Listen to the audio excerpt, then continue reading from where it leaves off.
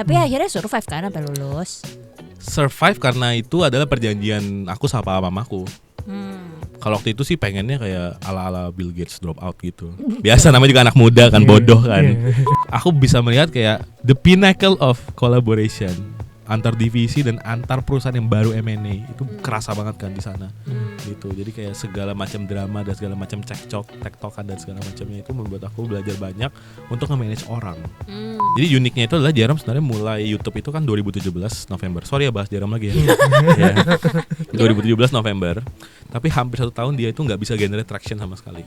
Hari ini kita kedatangan seorang leader masih muda, 30 under 30, 40 under 30, 40 under 40. Apakah dia under pressure di tengah semua jabatannya itu? Bisnisnya apa aja? Oh, ada di dalam negeri, luar negeri, bisnisnya macam-macam industrinya. Bakal seru banget ceritanya.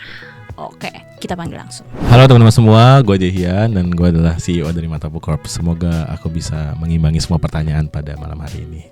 Wish me luck. Banyak banget spill rahasia yang menurut gue sih wagyu banget gitu. Jadi langsung aja kita mulai podcastnya.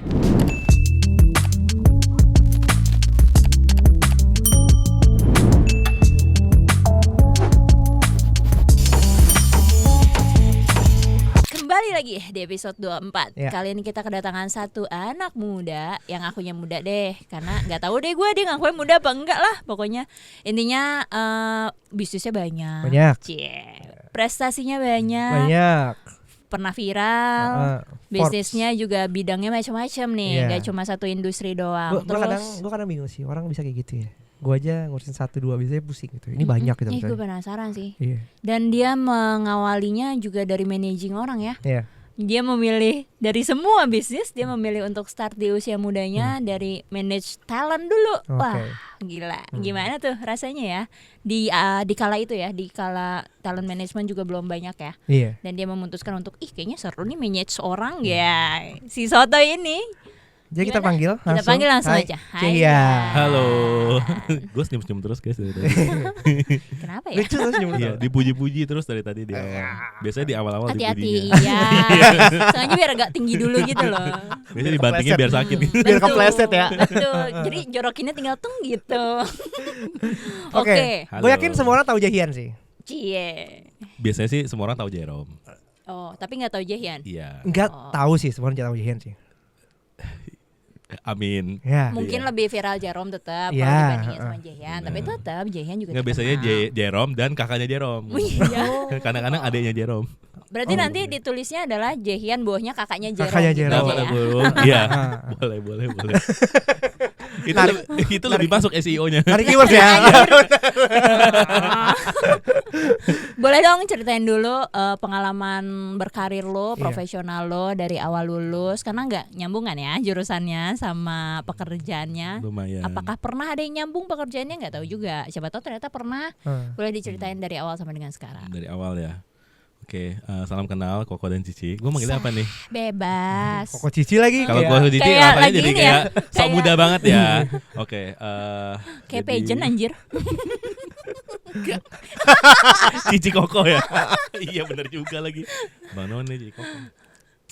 Gue lahir 96 ya, jadi secara akademik karena gue nggak ada akselerasi, jadi termasuk angkatan 2014. Terus dalam 2014 itu pada saat itu sebenarnya aku mau masuk jurusan musik. Maunya awalnya karena hobiku main piano kan. Iya. Nah, dan itu sebenarnya udah keterima waktu itu di UPH Wih. konservatori, udah ikut audisi gitu. Tapi mamaku bilang kayak Mau ini jadi apa matematika kamu kayaknya sayang deh gitu. Oh, ini ada ntar. Berarti satu keluarga tuh pintar matematika. Bukan pinter sih, lebih tepatnya kayak karena mamaku ngajari. Mamaku kan anak kimia banget kan. Jadi mamaku tuh suka kimia, tapi life choices-nya dia ambil, akhirnya dia ngambil jurusan sastra waktu dia kuliah. Nah, tapi passion dia di Saintek ini diturunkan ke anak-anaknya. Gitu. Jadi kita diajarin dari kecil tentang matematika, fisika gitu. Jadi bangun tidur 5x5 gitu. Ya ayo anak, berapa 5x5? 5x5 kan? 5/2. 5/3 ya anjir. Gitu. Terus? Jadi pada saat itu mamaku nanya gini, mending mana kayak kamu main piano tapi kamu udah nggak bisa matematika lagi, waktu itu dia bilang, atau kamu kuliah matematika yang berkaitan sama matematika tapi ya hobi kamu tetap main piano. Itu kan masih bisa juga kan kamu main piano kalau walaupun kuliahnya enggak jurusan musik banget. Terus aku pikir-pikir kayak iya juga gitu. Terus pada saat itu akhirnya aku ikut SBMPTN 2014. Terus daftar ke ITB dan diterima di ITB. Jurusannya? Nah, karena waktu itu gua enggak nyampur-nyampur antara aku sama gue, soalnya orang Surabaya yang besar di Jakarta, jadi karena pada waktu itu aku nggak persiapan mau jurusan apa kan, karena kan awalnya kan bukan mau jurusannya kayak begitu, bukan mau di ITB kan, jadi cari yang paling unik. Si aneh. Biasa kan, ya biar keren dikit. Waktu itu sih mikirnya biar keren aja, gitu. Jadi aku daftarnya ke FTMD. Soalnya di FTMD, benar. Soalnya di ITB, di FTMD ada Dirgantara. Oh, dan dia mengambil Dirgantara. Benar. Biar kayak jurusan apa tuh gitu ya? Jurusan apa itu? Conversation starter biasanya. Oh, penerbangan. Conversation starter gitu. Aviation. Okay. Tapi banyak fokusnya di mesinnya kalau nggak salah. Aerospace engineering. Oh, oke. Aerospace. Bilang dong. Ya benar, aerospace. Bule bet lu. Gitu. Tapi kan aerospace itu kalau di ITB itu ngambil jurusan itu di tahun kedua. Jadi di tahun kedua baru aku masuk aerospace. Tapi di tahun yang sama pun aku merasa kayaknya salah jurusan deh. Gitu. Tapi akhirnya survive kan sampai lulus. Survive karena itu adalah perjanjian aku sama mamaku. Kalau waktu itu sih pengennya kayak ala-ala Bill Gates drop out gitu. Biasa namanya juga anak muda kan, bodoh kan. Jadi mikirnya kayak kalau gua drop out kayaknya keren deh. Gitu. Ya oke. Soalnya pada saat waktu itu kan sebenarnya apa yang membuat aku salah jurusan adalah itu tuh tahun dimana kayak startup tuh pada naik semua. I don't know. Jadi tahun 2014, 15-16 kan. Jadi di tahun 2015 Gojek udah pada naik tuh. Jadi 15-16 itu dari yang awalnya tahun 14 itu aku kalau naik ojek itu harus deal-dealan langsung sama abangnya. Terus 2015-16 adik kelas aku semuanya udah pada pakai Gojek, Grab kan. Bahkan dulu ada Uber gitu-gitu.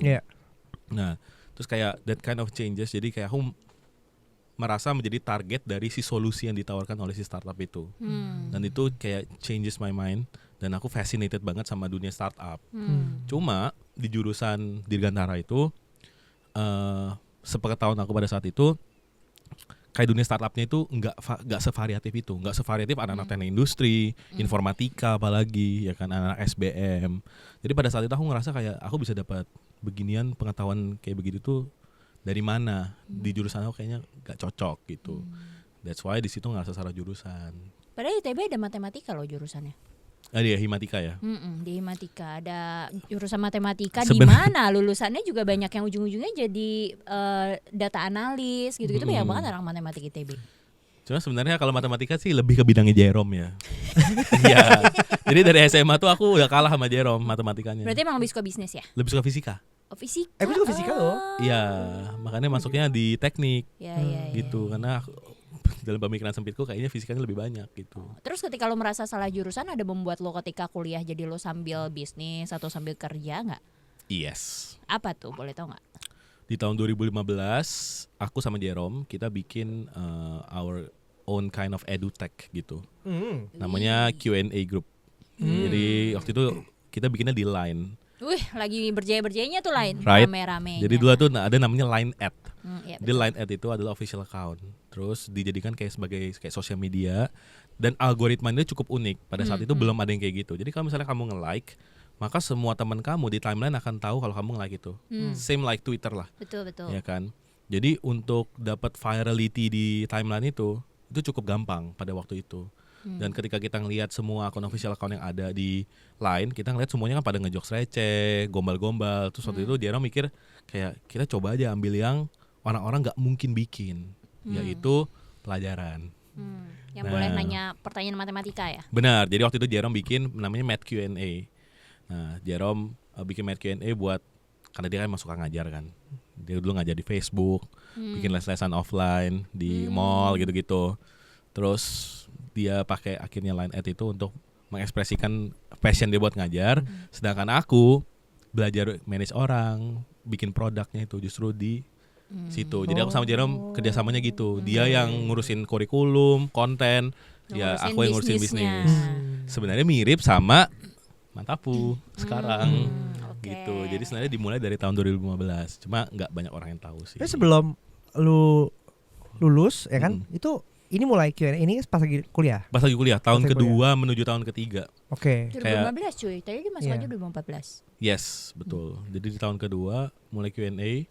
Terus itu kita lumayan ini sih, lumayan nge-sprint di situ. Jadi dulu kita sampai dipanggil sama tim Line beberapa kali ke Jakarta buat kayak present, ikut beta testing, terus jadi squadnya mereka buat kayak ketika mereka ada mau rilis fitur baru, kita yang disuruh coba duluan kayak gitu-gitu. Cukup Bertahan ambis. berapa lama si Q&A Line matematika itu? Secara bisnis sampai aku lulus 2017 lah. Timnya sempat tambah 2017 18. Dulu jadi kita tim kan tim kita tuh kebagi dua, satu tim admin yang membuat konten. Nah, itu banyak banget. Oh. Sebanyak itu gitu. Bahkan ada salah satu anak Clash of Champion. Itu dulu admin kita. Gitu. Ini lu nyari adminnya dari mana? Anak-anak kuliahan? Anak kuliah, beberapa volunteer. Jadi kayak mereka emang pengen. Nice. Karena dulu kita bikin ini jadi kayak semacam kayak gaul gitu. Jadi ketika ada yang ngepost, si adminnya ini punya name sign-nya dia sendiri. Ini admin siapa yang ngepost. Jadi makin kompleks dan makin lucu atau makin keren. Kayak followersnya itu kayak nyari lagi gitu. Misalnya Minjer kan si Jerome tuh. Kayak Minjer gitu. Idenya lu dapat dari mana tuh? Apanya tuh? Idea buat being that creative, bikin gimmick-gimmick gitu. Gitu. Sebenarnya kalau di Facebook pada waktu itu udah lumayan umum gitu untuk pakai alias ya kan. Jadi kayak anggota Facebook grup itu semuanya pada pakai alias. Jadi nggak ada yang nggak tahu nama asli. Nah, kita adopt itu ke Line, terus kita bubuhi dengan kayak ya memang karena mereka anak-anak pinter kan. Jadinya ketika mereka ngepost sesuatu bikin orang jadi engage gitu. Bahkan dulu admin kita itu kalau dipikir-pikir, jadi ada momen di mana kalau udah 100.000 followers nanti kita spill adminnya siapa, gitu, kita reveal kan. Terus ada beberapa kayak yang kita familiar caranya. Sebelum sampai ke situ. dari tadi otakku muter gitu kayak yang mana ya ini yang dimaksud ya, berkali-kali pakai lagi caranya. Wait, tapi berarti pengalaman pertama lu manage orang adalah nge-manage volunteer dong di saat 2015 sampai Technically dengan. yes. Wow, Gitu. menurut gua nge-manage volunteer tuh different case lagi, butuh kan, cara yang beda gitu loh. Iya, karena kan emang datangnya bukan karena ada apa ya? Dan tidak ada uang beredar Betul, di situ, cuy.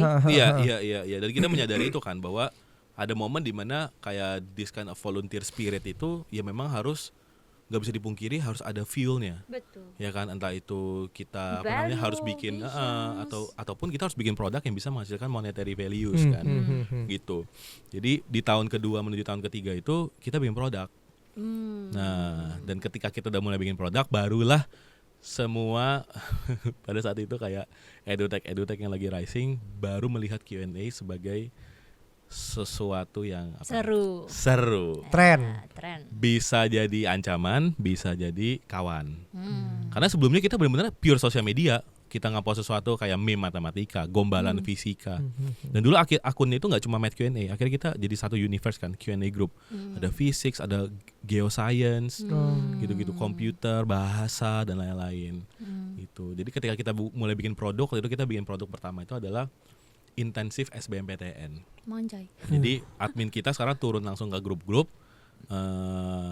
Si peserta ini masuk di satu grup lain yang isinya 50 orang setiap grupnya. Mereka bisa belajar setiap hari lewat notes line, nanya soal, terus kayak video call, belajar dan segala macam.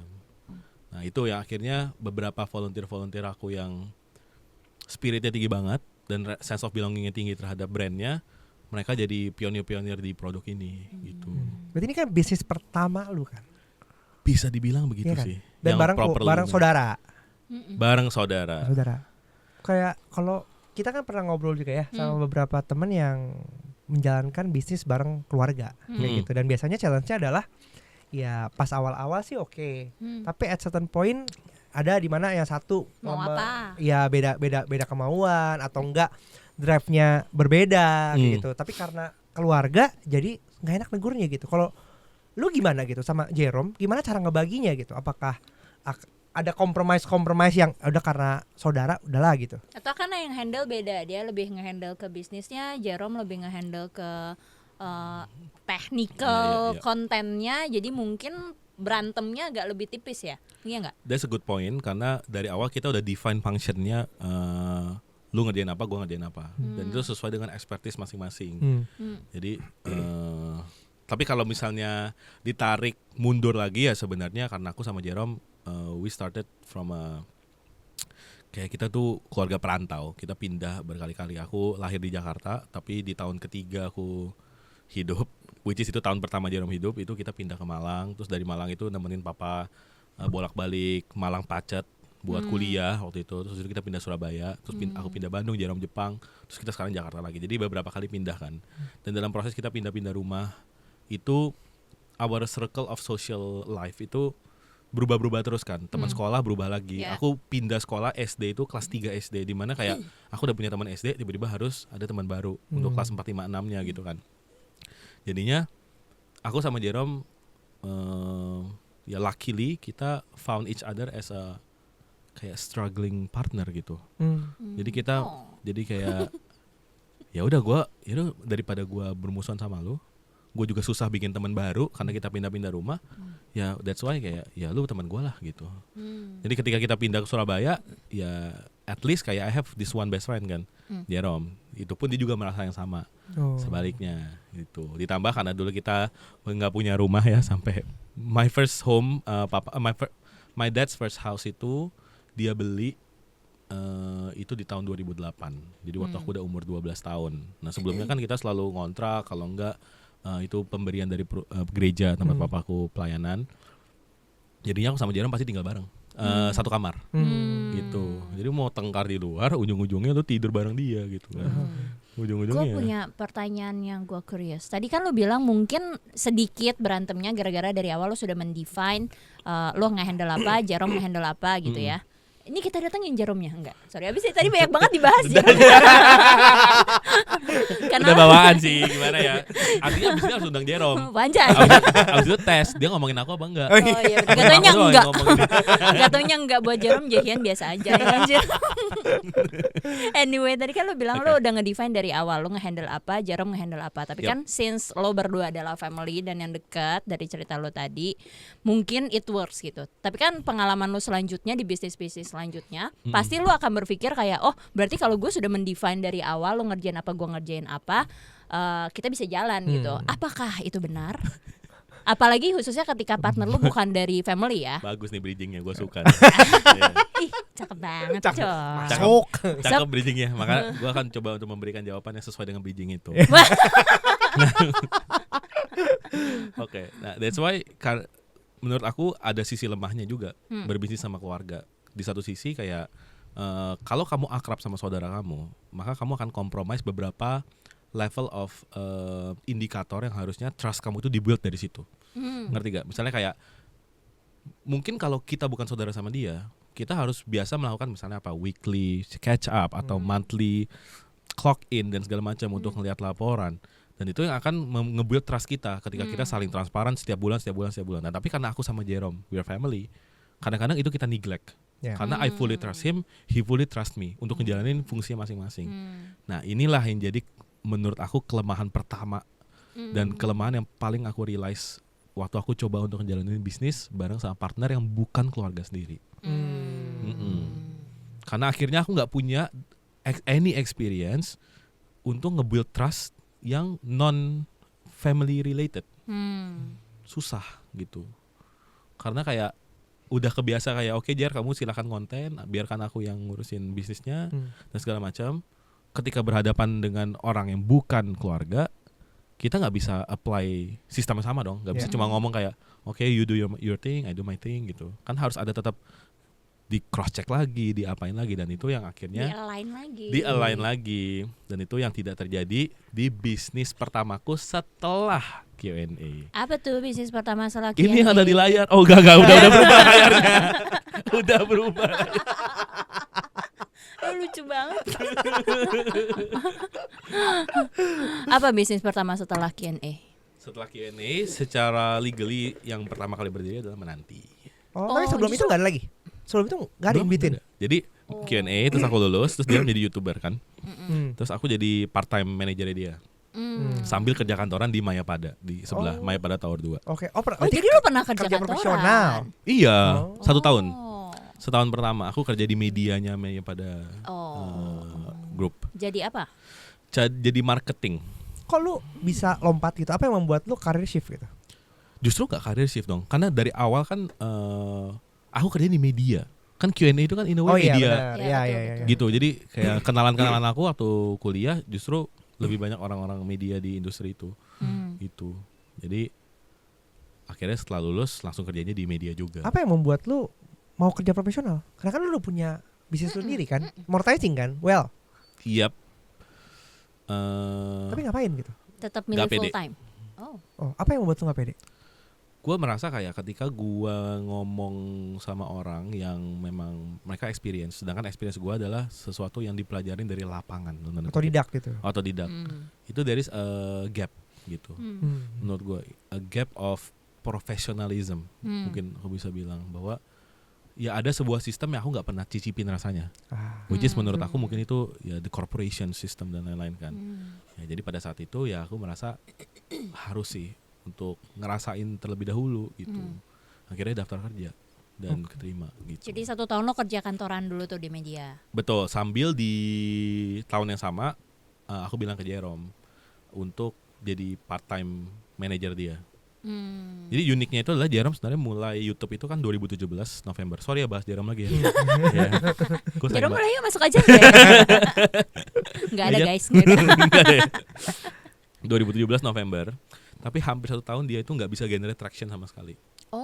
Nanti you can check dah di social pernah gitu ya? Iya, dia sampai udah 8 bulan konten itu subscribernya nggak nyampe 10.000. Belum nyampe 10.000. Dan pada saat itu kan sebenarnya kayak oke, memang lebih susah, tapi kalau dibandingin sekarang biasanya nggak selambat itu. Gitu. Ditambah dia udah ngotot gitu ngerjainnya kan gitu. Nah akhirnya pada saat itu barulah di tahun 2018 ketika dia udah lebih dari 8 bulan itu baru dia mulai generate traction. Nah, the moment dia generate traction itu sekalian aku lulus juga di 2018, aku bilang ke dia untuk jadi part time manager. Gitu. Digaji nggak kalau kerja sama adek? Enggak digaji dong. Bagi hasil. Yes. Gitu. Oke, jadi sambil part time manajernya Jerome sambil pertama kali mencicipi kerja di korporat. Benar, itu selama 1 tahun sampai 2019. Terus aku resign karena pada saat itu aku udah berhasil pitching ke talent-talent lain selain Jerome. Gitu. Jadi itulah talent managementnya dimulai. Benar, pertama-tama dari situ. Tapi dulu personal dulu. Oke. Personal. Jadi dari tahun 2019 sampai tahun 2021. Jadi sampai Covid tuh dan lain-lain itu belum ada Mantapu Corp. Gitu. Jadi I do it personal as a personal manager. Casual aja gitu ya. Iya, bisa dibilang kayak gitulah. Maksudnya nggak ada legalitas ya, resmi ada dalam badan korporasi legalnya. gitu ya. Betul, gitu. Ada nggak yang lo pelajari dari 1 tahun di korporasi yang akhirnya menurut lo kayak ternyata gini korporasi, gue bisa meng-apply itu ketika gue bikin bisnis gue sendiri? Apa yang lo bawa dari pengalaman di korporasi lo ke bisnis lo? Oke. Mungkin salah satu experience yang unik karena pas gue di korporasi itu prosesnya adalah ini adalah perusahaan baru, jadi brand baru yang dibikin sama this group, dan ketika dia nge-set up brand baru itu, what they did adalah mereka nge-acquire dan nge-merge beberapa aset gitu, kayak ada media lain yang lebih kecil di-acquire, terus manpowernya digabung, dileburin jadi satu. Nah jadi pada saat itu sebenarnya kayak dan semua drama-dramanya, drama-drama M&A, agak ribet kan dan segala macam. Jadi aku melihat bagaimana waktu itu my former boss sebagai orang baru juga. Jadi dia adalah orang yang di-hire special untuk menyatukan semua forces ini, gitu, yang campur aduk dari perusahaan lamanya dan masing-masing. Bisa tuh diundang bosnya? Salah ya? BTW dia juga sekarang one of the biggest agency in Indonesia. Jadi dia keluar dari dunia permediaan yang begitu dan dia akhirnya masuk ke dunia. Nanti kita spill di belakang ya. Iya, boleh kita spill di belakang. Lumayan terkenal juga. Sombong juga. Padahal aku yang muji. Gitu. Terus jadi yang aku lihat sih pada saat itu adalah tentang apa ya? Mungkin kalau jawabannya collaboration agak klise ya, tapi aku bisa melihat kayak the pinnacle of collaboration antar divisi dan antar perusahaan yang baru M&A itu kerasa banget kan di sana gitu. Jadi kayak segala macam drama dan segala macam cekcok, tektokan dan segala macamnya itu membuat aku belajar banyak untuk nge-manage orang. Justru walaupun nggak pernah manage orang langsung di sana kan, aku di waktu itu masih officer level. Tapi aku ngelihat bagaimana my bosses di sana, leaders bisa melakukan hal-hal yang luar biasa lah terhadap orang-orang yang mereka handle gitu. Apa itu tuh hal yang paling lu inget yang bos lu lakukan, yang probably mungkin lu terapin sampai sekarang? Biasanya kayak gitu ya, ada satu hal yang itu nempel, itu yang akhirnya lu bawa ketika lu memimpin. Oke. Mungkin lebih kepada jadi pada saat itu the holding company kan nge-setup ibaratnya kayak orang dari manajemen holdingnya untuk nge-oversee projectnya, of course kan. And then my managing director di situ yang memang di-hire profesional untuk nge-handle. Nah, jadi ada momen di mana kita semua harus ngebawa reports ke my managing director, dan my managing director itu harus ngasih tahu nih apa sih progresnya kepada this PIC dari holding management ini kan. Dan it all selalu happennya itu di satu meja meeting. Jadi bukan yang kayak nanti dia report sendiri, tapi semuanya digelar. Jadi aku yang paling bawah report ke bos aku, managing director itu, dan dia harus bisa ngejelasin itu ke PIC dari si holding manajemennya ini di depan aku juga gitu. Dan ngejelasin bagaimana pada waktu itu kan kita bikin media baru. Medianya juga media konvensional. Dan 2 orang manajemen yang di setup ini bukan orang media sama sekali. Gitu. Jadi ya bisa mungkin mereka expert di bidang lain, finance dan lain-lain, tapi mereka enggak expert di bidang media gitu. Dan media kan bisnisnya kan long term ya. Kita ya jadinya aku bisa ngelihat bagaimana my former boss ini ngebawa all these terms yang gak dingertiin sama orang-orang yang punya kepentingan atau punya decision making capability ini untuk bisa nge-persuade mereka sesuai dengan kebutuhan dari si orang-orang yang actually do the thing gitu. Dan itu yang aku coba untuk bawa dan translate ke dalam bisnis sekarang. Karena dulu 2018 ketika aku jadi 2019 ketika aku jadi full time personal manager itu, dunia telemanagement itu kan baru banget. Masih baru banget. Betul. Baru banget. Endorsement itu setiap bulan akan ada tipe endorsement yang baru gitu kan. Entah IG bikin IG TV ya kan. Terus IG bikin IG story, bikin IG live dan segala macam, berubah lagi cara mainnya, berubah lagi harganya, berubah lagi apa. Dan pasti dalam segala macam perubahan yang cepat itu akan ada pihak yang lambat adaptability-nya. Gitu. Dan gimana cara kita bisa nge-translate si content creator yang adalah garda terdepan dari sosial media. Mereka yang pertama kali pakai fitur barunya, mereka yang pertama kali coba-coba, mereka yang pertama kali viral karena fitur baru dan segala macam. Of course mereka yang lebih ngerti dong how to utilize all these features. Sedangkan we got these brands yang mau mencoba untuk mendapatkan that kind of engagement yang sama, tapi mungkin belum mengerti caranya gimana. Nah, nge-translate ini kan ya itulah fungsinya dari si manajer ini. Gitu. Karena aku selalu mendefinisikan content creator itu sebagai seniman gitu. Mereka punya idealism dan kadang-kadang mereka susah ngejelasin ke orang-orang yang memang adalah entrepreneurs gitu. Ya, jadi itu sih salah satu skill yang aku coba. Persuasive communication. Keren. Oh, itu bahasanya. Dan kalau jadi leaders, walaupun lu cuma punya satu keahlian di satu bidang yang spesifik, lo tetap harus mengerti bidang lainnya supaya lo bisa mentranslate itu ketika lo berkomunikasi dengan orang lain ya. Betul. Okay. Yang paling bikin lo kaget pertama kali manage orang selain Jerome, ada nggak? Karena kan kalau Jerome mungkin karena keluarga ya, dan lo abangnya gitu, bisa jadi ada beberapa part yang sifatnya agak ya gue abang lo, dan dia melihat lo sebagai abang mungkin agak lebih mudah dibandingkan ketika lo memanage talent baru yang di luar dari family. Apalagi internasional talent lo ya. Di awal-awal, iya. Semuanya orang-orang yang kayak entah lagi jadi diaspora di luar negeri atau mereka adalah orang luar negeri gitu. Yang paling susah apa? Yang paling bikin kaget kan, PR crisis. PR crisis. Ada boleh di-spill gak pertama kali lo menghandle PR crisis apa dan bagaimana lo menghandle-nya? Pertama kali aku menghandle PR crisis itu kejadiannya tidak terjadi di Indonesia. Jadi busnya di Indonesia, tapi the actual thing happen overseas gitu. Dan overseasnya nggak sembarang overseas, beda benua lah. Gitu. Kalau Jerome kan masih di Asia kan, masih di Jepang. Ini di luar Asia gitu. Ini talent lo juga? Talent gue juga. Gitu. Ini masih ada sih beritanya di internet, bisa di search gitu. Dan PR crisis pertama gue itu kalau gue ngomong sama teman gue yang di PR gitu, salah satu yang tiernya tuh cukup tinggi. Jadi kayak I'm very unlucky pada saat itu. Tapi kalau dilihat-lihat sih sebenarnya banyak belajarnya juga ya. The tier of my classification dari PR crisis aku adalah sexual harassment, PR crisis. Wow. Gitu. Ya Oke. kan? Tricky tuh. Ya. Tricky. Jangankan masuk ke topik yang sensitif itu, bahkan PR crisis biasa aja aku belum pernah menghadapi. Bahkan PR aja artinya apa, masih nggak ngerti-ngerti tuh. Dihadapkan dengan bos besar Pekerjaan rumah. Itu dia, gitu kan. Jadi ya pada saat itu ya itu gila sih. Ya, aku masih ingat hari-hari dimana kayak aku nggak tidur, nggak apa. Knowledge dan skill itu tidak dibatasi dengan gender atau age gitu. Lu bisa lebih muda dari gua, dan lu bisa lebih knowledgeable dari gua. That's why lu ajarin gua juga kayak gimana caranya. Satu dong, managing white collar atau managing blue collar? Managing blue collar aku. Blue collar. Kalau mindset kita selalu viralnya udah lebih gampang sekarang. Gitu. Tapi kamu nggak siap gitu setelah viralnya. That's why setiap hari ada content creator yang dapat 5 juta views, 10 juta views. Tapi bisa gak kamu setelah 10 juta views, you make sure your next content you 1 juta views?